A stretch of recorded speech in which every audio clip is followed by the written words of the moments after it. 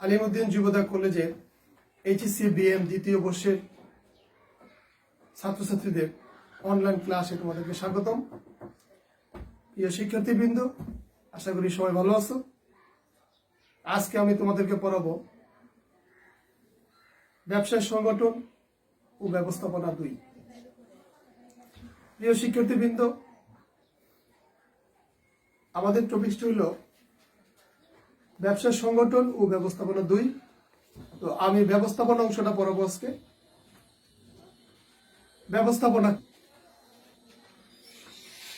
ব্যবস্থাপনা হলো অপরাপর লোকদেরকে দিয়ে কাজ করিয়ে নেওয়ার একটা কৌশল। কোনো কার্যই এমনি এমনি পরিচালিত হয় না, কেউ না কেউ এই কাজটাকে পরিচালনা করতে হয়। ঠিক ব্যবস্থাপক একটা প্রতিষ্ঠানকে পরিচালনা করে।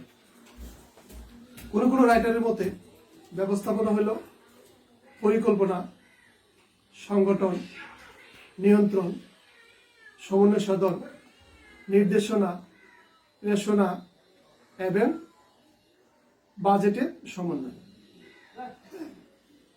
অর্থাৎ ব্যবস্থাপনা করতে গেলে তার জন্য পরিকল্পনা করতে হয়, সমন্বয় সাধন করতে হয়, সংগঠন তৈরি করতে হয়, বাজেট প্রণয়ন করতে হয়, নির্দেশনা দিতে হয়, কর্মসংস্থান তৈরি করতে হয়। সকল কাজগুলা সমষ্টিকে বলবো আমরা ব্যবস্থাপনা। এখন আসি পরিকল্পনা কি। ভবিষ্যৎ কর্মসূচির পূর্ব নকশাকে বলা হয় পরিকল্পনা। আমি কোথায়, কখন, কাকে দিয়ে কি ধরনের কাজ সম্পন্ন করব, এই সমস্ত কাজগুলো যে পূর্ব নকশা, তাকে বলে পরিকল্পনা। পরিকল্পনা ছাড়া একটা প্রতিষ্ঠান বা সংগঠন চালানোর কোনো অবস্থাতেই সম্ভব নয়। কোনো প্রতিষ্ঠান চালানোর প্রথম কাজই হলো পরিকল্পনা প্রণয়ন করা। এরপরের ধাপে আসি সংগঠন। সংগঠন কি? উদ্দেশ্য অর্জনের জন্য প্রয়োজনীয় উপকরণ সমূহ সমন্বিতকরণের মাধ্যমে উদ্দেশ্য অর্জনকে নিশ্চিত করে না হইল সংগঠন। আমরা একটা ফুটবল খেলা পরিচালনা করতে গেলেও তার একটা সংগঠন দরকার হয়। একটা ব্যবসা প্রতিষ্ঠান পরিচালনা করতে গেলে তার একটা সংগঠন তৈরি করতে হবে।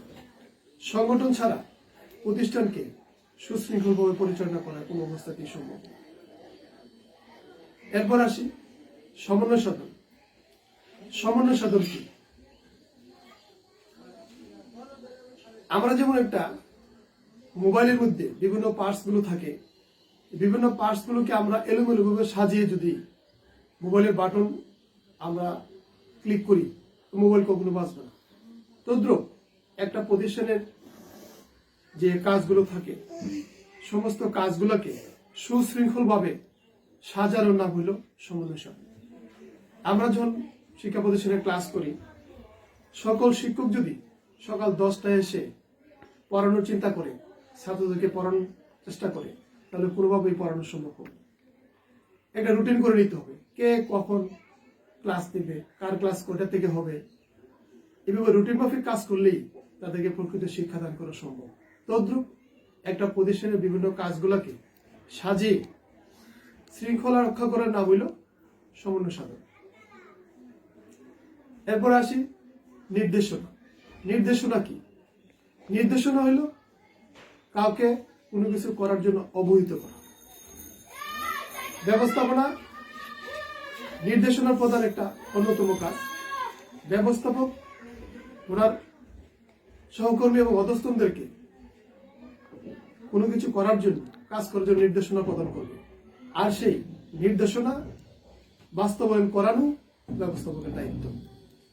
নির্দেশনা হইল কাউকে কোনো কিছু করার জন্য অবহিত করা। এরপর আসি নিয়ন্ত্রণ। নিয়ন্ত্রণ হলো পূর্ব নির্ধারিত লক্ষ্য অনুযায়ী কাজ সম্পাদিত হচ্ছে কিনা তা পর্যবেক্ষণ করা এবং না হলে তার জন্য প্রয়োজনীয় ব্যবস্থা করা। তাহলে নিয়ন্ত্রণ যদি না থাকে প্রতিষ্ঠানে, কাজ করতে দিলে প্রতিষ্ঠানের অনেক লস হওয়ার সম্ভাবনা থাকে।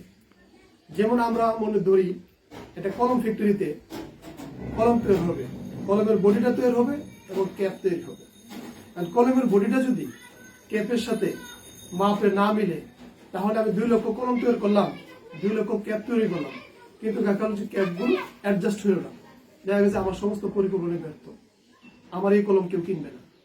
কিন্তু আমি যদি প্রথম অবস্থায় কিছু সংখ্যক তৈরি হওয়ার পরে আমি ক্যাপগুলো বডির সাথে আমি ফিট করে দেখি যে ক্যাপগুলো মাপ ঠিক আছে, আর যদি না হয় তাড়াতাড়ি করে যে আমি মাপটা চেঞ্জ করি, তাহলে আমি বড় ধরনের ক্ষতির সম্মুখীন থেকে আমি বাঁচতে পারবো। এটা হলো নিয়ন্ত্রণ, অর্থাৎ পূর্ব নির্ধারিত মান অনুযায়ী কাজ সম্পাদিত হচ্ছে কিনা তা পর্যবেক্ষণ করা, আর যদি মান অনুযায়ী কাজ সম্পাদিত না হয় তার জন্য প্রয়োজনীয় ব্যবস্থা করা, তার নাম হলো নিয়ন্ত্রণ। বাজেটিং, সংক্ষেপে আমরা বলতে পারি যে আর্থিক পরিকল্পনাকে বলা হয় বাজেটিং। আমরা যে কোনো কাজ করার জন্য অর্থের প্রয়োজন হয়, আর অর্থনৈতিক যে পরিকল্পনাটা সেটা হলো বাজেট। আমরা প্রতিষ্ঠান করতে গেলে অর্থ আমাদের একটা প্রধান চালিকা শক্তি। আমরা অর্থকে আগে থেকে যদি বাজেটে রূপ না দিই বা আর্থিক পরিকল্পনা না করি, তাহলে আমাদের কাজ করতে গিয়ে অনেক বাধার সম্মুখীন হতে হবে।